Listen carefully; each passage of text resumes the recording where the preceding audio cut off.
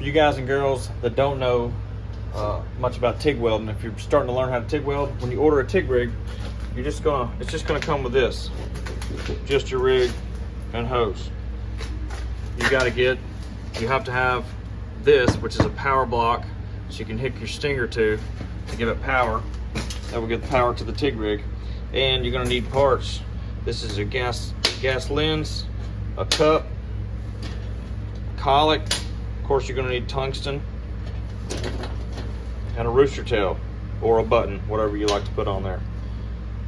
So here's how it goes.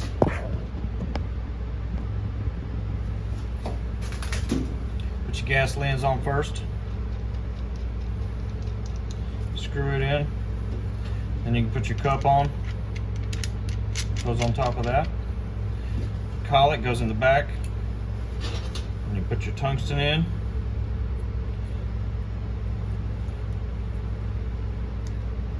Tungsten goes in through the collet. And then you put your rooster tail or button on. And that's how a TIG rig goes together. And you just adjust your tungsten.